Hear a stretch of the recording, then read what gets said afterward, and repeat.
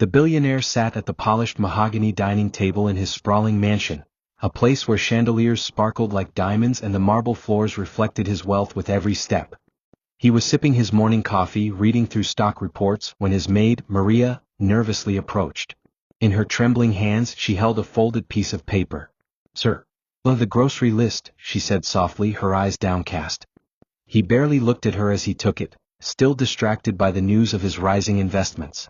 But as he glanced at the list, something strange happened. At first, a chuckle escaped his lips. He found it almost amusing. The items written were so plain, so ordinary, compared to the imported luxuries he was used to. But then, as his eyes traveled to the very last line, the smile disappeared. His hand stopped midair, his expression shifting from amusement to shock, and then to something else entirely. What he read changed the way he saw Maria, and himself, forever. Maria had been working in Mr. Anderson's mansion for nearly a decade. To the outside world, her job seemed secure. She worked for one of the richest men in the city, a billionaire whose name often appeared in the newspapers. But behind that uniform and quiet smile was a woman who carried the weight of sacrifice every single day. Maria was a single mother. Her husband had abandoned her years ago, leaving her with 2 young children to raise alone. From that moment on, she worked tirelessly to keep food on the table and a roof over their heads. Her mornings began before sunrise. She would wake her children, prepare them a simple breakfast, and then rush to catch the crowded bus that took nearly 2 hours to reach the billionaire's mansion. By the time she arrived, the city's elite were just waking up to freshly brewed coffee and golden sunlight streaming through tall windows. Maria never complained. She polished the silverware until it gleamed, scrubbed the floors until they shone, and cooked meals she could never afford to eat herself. Her own clothes were faded and patched, her shoes worn thin, but she carried herself with quiet dignity. Every paycheck she received went straight to rent, school fees and groceries. And many nights, when the money ran short, she skipped dinner so her children wouldn't have to. Her biggest dream wasn't riches. It wasn't a bigger home or fancy clothes. Her dream was simple: to see her children happy, to give them the small joys of childhood that poverty often stole away. On the other side of the spectrum was Mr. Richard Anderson, a man whose wealth seemed limitless. He had built his empire from a family inheritance, investing in real estate, technology, and luxury brands. His mansion was filled with rare art, imported wines, and cars that cost more than most families made in a lifetime.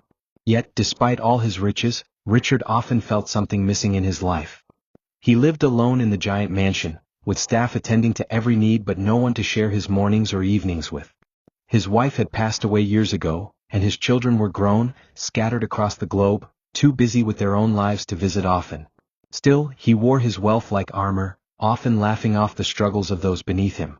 He wasn't cruel, but he was distant, detached from the hardships ordinary people faced. And that detachment showed itself that morning when Maria handed him her grocery list.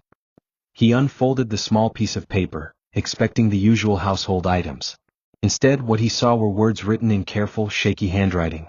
Rice, milk, flour, sugar. He laughed lightly. "Maria," he said with a smirk, "is this your idea of groceries? So simple, so plain. No delicacies?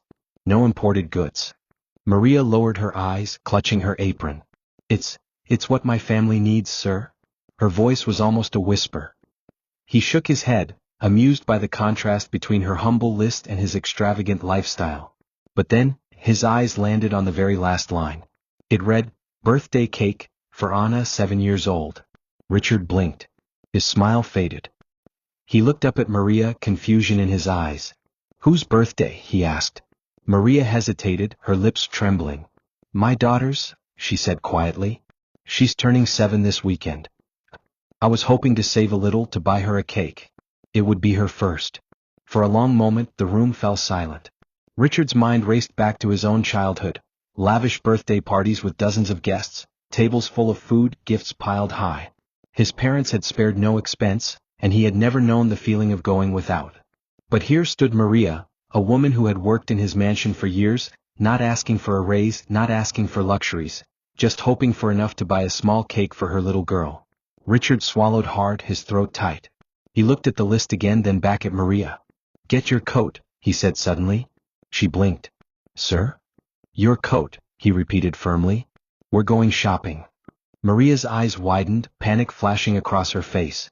"No, sir, please, it's not necessary." I didn't mean. But Richard was already on his feet, car keys in hand. Minutes later, they were driving to the city's largest supermarket. For the first time in years, Richard pushed a shopping cart himself. At first, Maria walked beside him awkwardly, unsure of what was happening. But soon she realized this was no ordinary trip. He began filling the cart: bags of rice, cartons of milk, fresh vegetables, meats, school supplies, shoes for her children, warm jackets. Maria's protest grew louder. Sir, this is too much. Please, I can't accept. Richard stopped the cart and looked her straight in the eyes. Maria, you've taken care of my home for nearly 10 years. How many times have you asked me for anything? Not once. Now let me do this. Not as your employer, but as a man who finally understands what kindness really means. Maria's tears flowed freely as he placed a beautifully decorated birthday cake into the cart. For Anna, he said softly. 7 years old, deserves to feel special. That weekend, Maria's tiny home was filled with laughter and joy. The modest living room, usually quiet and bare, now glowed with balloons Richard had bought, decorations her children had hung with excitement, and the scent of freshly cooked food. Anna's eyes sparkled as she saw the cake, her name written in chocolate frosting, 7 candles glowing brightly. She looked at her mother in disbelief. Mama, is this really for me? Maria hugged her tightly, tears streaming down her face. Yes, my love. This is your special day. As Anna blew out the candles, the room erupted in cheers. For the first time in her young life, she felt what every child deserves to feel: celebrated, loved, and cherished. Richard wasn't there to witness the moment, but Maria later sent him a photo. Anna's beaming smile lit up the image, her small hands holding the cake proudly. When Richard saw the picture, something stirred deep within him. For years he had measured his worth in millions, in properties and stocks.